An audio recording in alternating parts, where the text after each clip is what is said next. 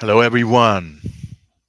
Welcome to our channel again, where we try to discuss deep understandings of the truth. People want to hear those understandings, why some people don't want to hear them at all. And the reason why people don't want to hear these understandings that we're talking about, you see, is that they give power back to us individuals. They allow us to be the creative human beings that we were meant to be on this earth, instead of either having to follow behind someone else or to rent ourselves out in order to have a life. And so I think that many of the things we're saying are box busters. Box busters. I refer to box busters because it reminds me of a job I had once where I had this temp job in the summer when I was working at the Franklin Mint. And I remember when the boxes got empty, sometimes we were supposed to bust the boxes. That meant to take the boxes, to tear the tape off of them, to flatten them out, and to put them in a new pile so that they could be used again.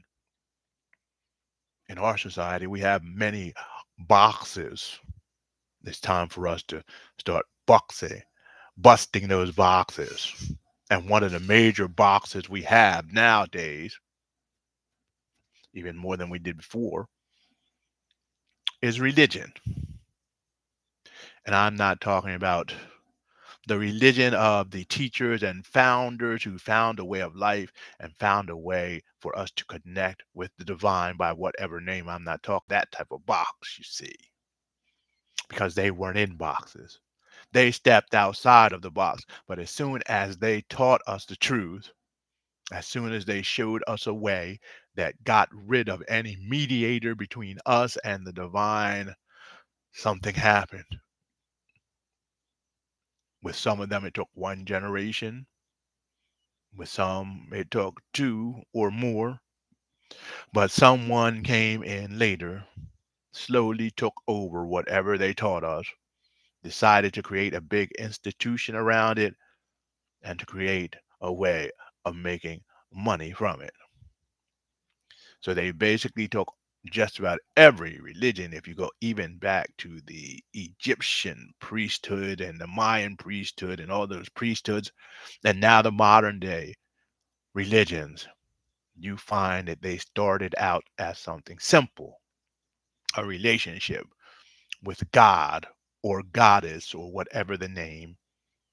And they started out with someone who was a friend to God or someone who was close to the divine, someone who had a true connection, even people who realize that they and what we call God were one.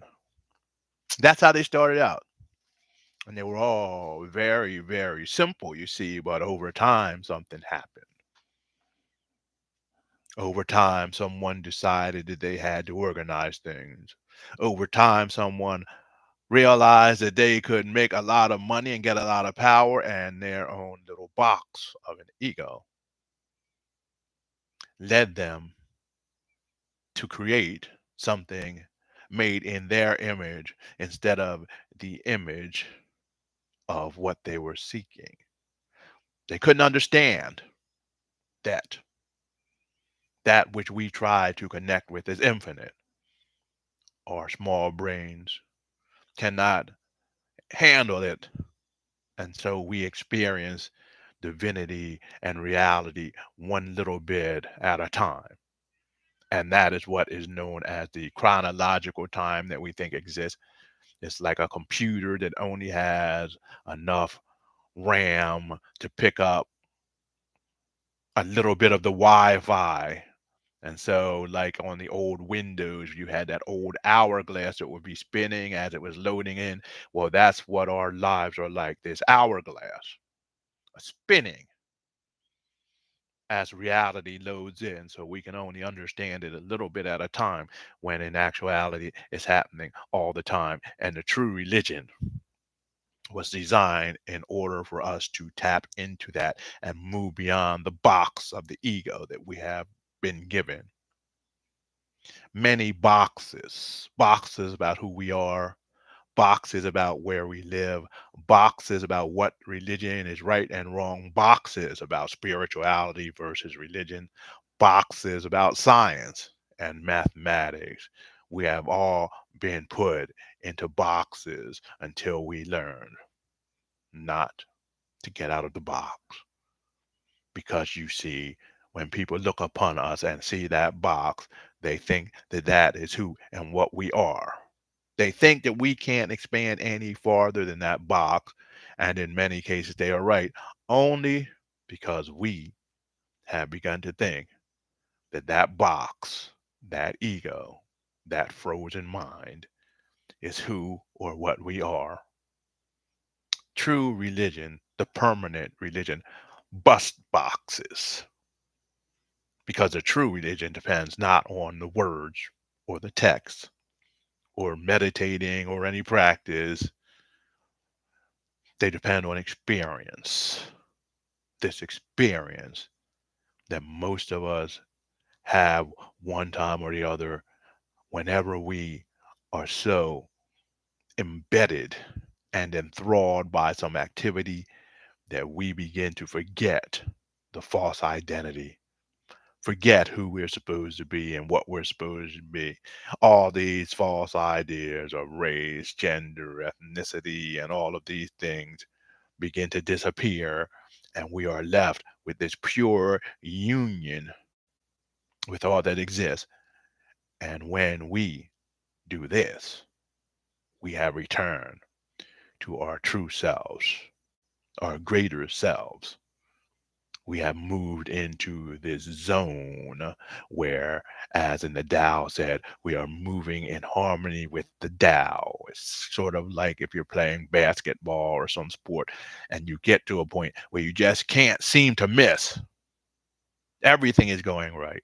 Everything's clicking. Or it's like walking out in the woods and stopping and looking at the sky and feeling a soft breeze, perhaps hearing birds chirping, when all of these sounds seem to overflow, overwhelm you. And for a minute, they bust that little box, and we find ourselves in a great big state of awareness, knowing who and what we really are. This was the state that religion was supposed to lead us to. We weren't supposed to stay as a religious person, as a good fill in the blank. We were supposed to use methodologies that moved us beyond ourselves to a greater understanding, to an understanding where we began to realize that we were infinite beings and we were here on this earth not to struggle to make a lot of money, but to bring the infinite into a world that seems to be trapped in a dualistic mindset that consists of just either or. It's either A or B, ones or zeros. But in actuality, that's not valid. It's sort of like a person I was talking with who was a computer programmer, and he had been working doing a lot of programming in gaming and everything, and he had been doing that since the 60s. And he told me once that even the binary numbers in the computer are not one and zeros, because there is a variance, you see, between every one and zero in a computer. There's a variance. Nothing that has been discovered yet in this universe has an identical twin. But we have learned to live with the idea that is either or. We've locked ourselves in that box so that we can work in a concrete world in order to try to master it. But we let that idea go too far. And so sometimes on my radio program, when I talk about us being the divine, a lot of people start getting upset. They don't understand. They don't understand that if we look at God or the divine like the great ocean, that we are like waves of the ocean. We come up for a few moments, exist as ourselves, and then we crash back in to the original source from which we came, the source that we are. So, in that sense, you see, when we move beyond dualism to reality and experience, we are essentially the water being displayed as a wave. Even so, when we are in this earth as human beings, we are the divine being displayed as a wave for just a few moments, and our ideas, our thoughts, and our feelings, the ones that we picked up as we were being raised in this world, they become obsolete when we realize that we are not only the waves, but the ocean.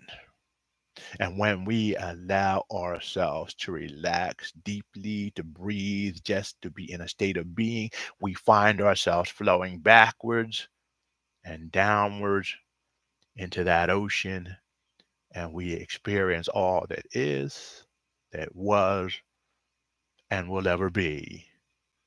We realize the names like God, Goddess, faith. All of these things are only labels or metaphors that were given to us to express something deeper. We realize that they are cultural things, not the permanent religion. All of the traditions that have been passed down are cultural, not the permanent religion. The permanent religion is becoming whole and becoming one with all that is. And when we reach that point, no matter what name we use, no matter what archetype we cling to, or what idea we cling to, it doesn't matter. It doesn't matter because we realize that it is just a way of expressing our connection with that being and who we are and what we are. That's it. The names of gods are not sacred. When are we going to get that? When we talk about the essence of gods or whatever we call them, it may be sacred because it's the road that leads to the greater one. But the names are not sacred. The scriptures are not sacred. What they lead to is sacred. The hidden messages deep behind them are sacred. But the words have no meaning if the heart of the person listening to them or reading them has not expanded far enough to touch the face of the divine. What does touching the face of the divine look like? Well, right now we see through a smoke colored glass. But when it clears, we shall see an image clearly of who and what the divine is.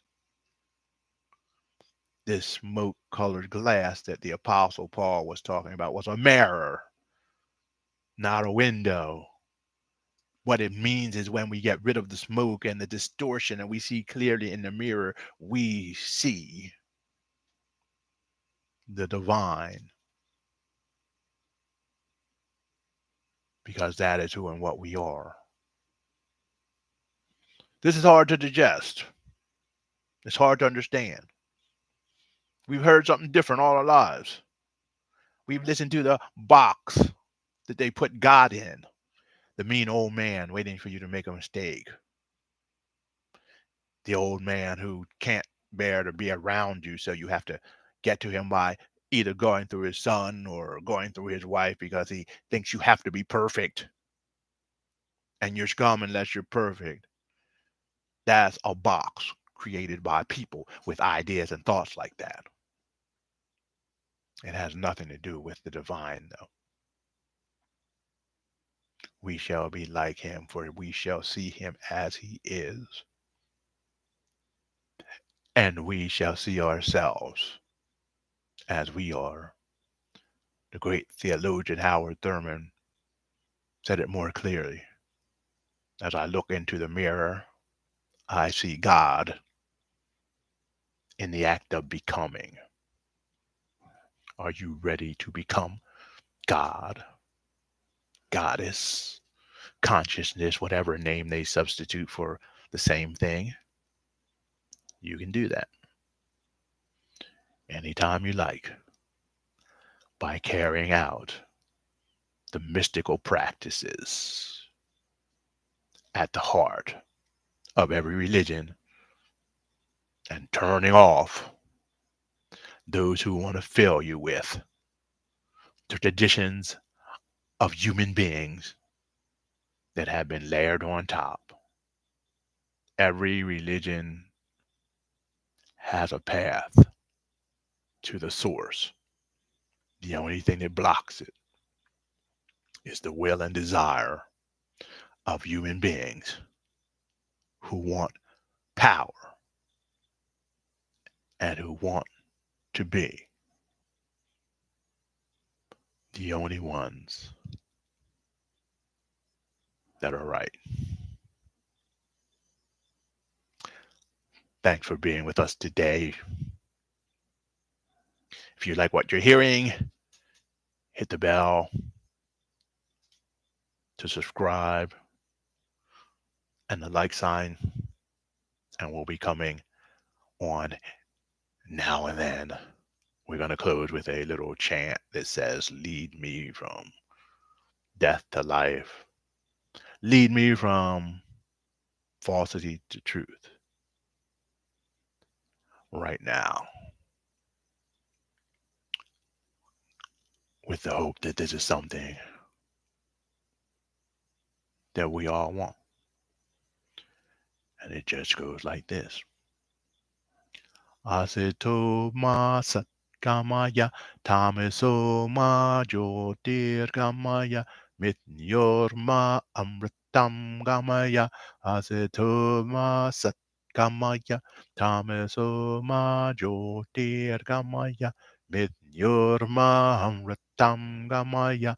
Aseto ma satkamaya tameso ma jyotirgamaya Yurma amritam gamaya asetuma sat gamaya Om Shanti Shanti Shanti.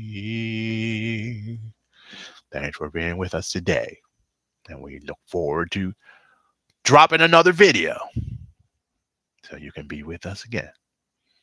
Don't forget to visit our library and to visit our website. You will find the link for our website to know, and that's below, not Deno. Thanks for being with us again. Namaste.